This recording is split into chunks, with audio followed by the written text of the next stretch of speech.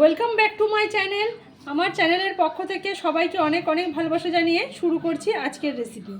আজকে তৈরি করব একদম চটজলদি সময়ের মধ্যে চিকেন কষা, খুবই অল্প সময়ে।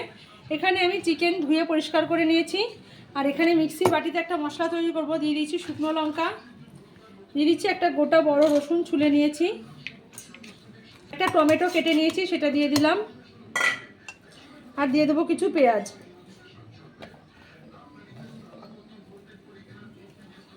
এবার এই সব দিয়ে একটা মিহি পেস্ট তৈরি করে নিচ্ছি। এখানে চিকেন কষা করার জন্য কড়াইতে দিয়ে দিয়েছি সরষের তেল, দিয়ে দিচ্ছি তেজপাতা, একটা শুকনো লঙ্কাকে দু টুকরো করে দিয়ে দিলাম,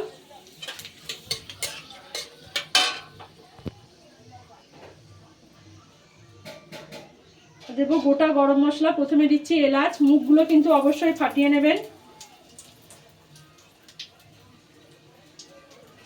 দারচিনি আর লবঙ্গ, লবঙ্গ মাথার যে ফুলগুলো থাকে সেগুলো কিন্তু ফেলে দেবেন।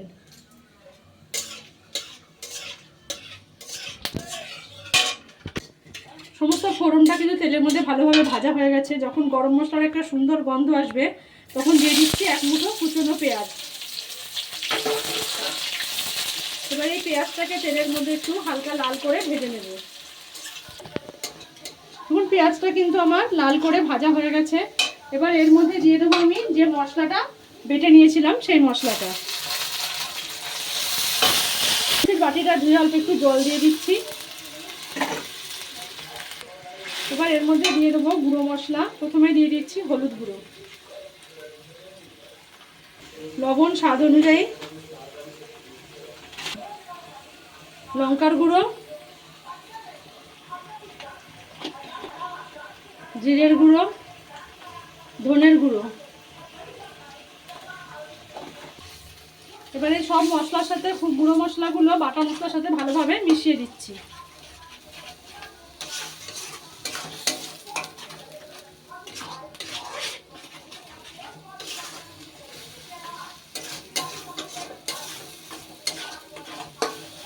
দিয়ে দিচ্ছি এর মধ্যে টক দই।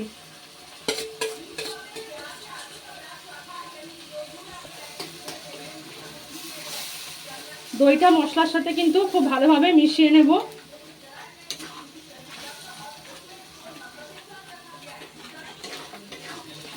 দইটা কিন্তু মশলার সাথে খুব ভালোভাবে মিশিয়ে নেওয়া হয়ে গেছে এবং সমস্ত মশলা কিন্তু খুব ভালোভাবে মিশিয়ে নিয়েছি। এবার এর মধ্যে দিয়ে দেবো আগে থেকে ধুয়ে পরিষ্কার করে নেওয়া চিকেন। আপনারা কিন্তু চাইলে চিকেনের মশলাটাও মাখিয়ে রাখতে পারেন। আমার হাতে কিন্তু একদম সময় ছিল না, সেই জন্য আমি আর মশলাটা মাখিয়ে রাখিনি।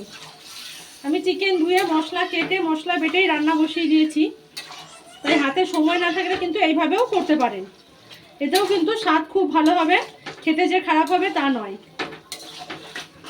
এবার হাই হিটে মাংসটাকে ভালো করে কষতে থাকবো। দেখুন মাংস দিয়ে কিন্তু মশলার সাথে খুব ভালোভাবে মিশিয়ে দিয়েছি। অল্প অল্প কিন্তু মাংস থেকে জল ছাড়তে শুরু করেছে। এবার কিন্তু খুব ভালোভাবে মিশিয়ে এবার আমি ঢাকা দিয়ে দেবো। ঢাকা দেওয়ার পরে মাংস থেকে যে জলটা বেরোবে সেই জলেই কিন্তু মাংসটা সেদ্ধ হয়ে যাবে। এবার 7-8 মিনিট পরে ঢাকাটা খুলছি। দেখুন মাংস থেকে কতটা জল বেরিয়েছে, আর এই সাইড দিয়ে কিন্তু আস্তে আস্তে তেলটাও ছাড়তে শুরু করছে। এবার আর ঢাকা দেবো না, এবার এইভাবে মাংসটাকে খোলা রেখে আস্তে আস্তে কষিয়ে নেব। এরকম হাই হিটে মাংসও সেদ্ধ হয়ে যাবে আর জলটাও কিন্তু কিছুটা শুকিয়ে কষা হয়ে যাবে। এই অবস্থায় কিন্তু এই মাংসের তেজপাতাগুলো আমি তুলে তুলে ফেলে দেব, মানে এগুলো খাওয়ার সময় কারোর পাতে পড়লে বড্ড বিরক্ত লাগে।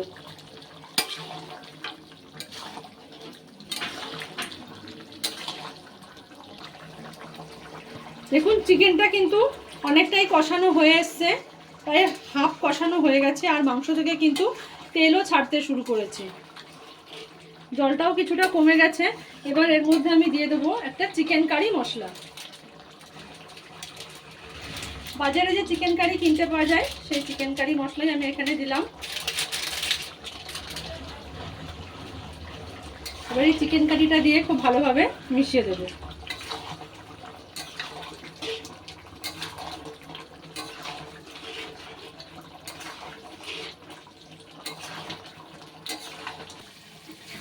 দেখুন মাংস থেকে কিন্তু জল ছেড়ে দিয়েছে, একদম শুকিয়ে গেছে আর তেল উপরে উঠে এসছে। মাংস কষা কিন্তু সম্পূর্ণ রেডি হয়ে গেছে, মাংসও সেদ্ধ হয়ে গেছে, একদম সুসেদ্ধ হয়ে গেছে।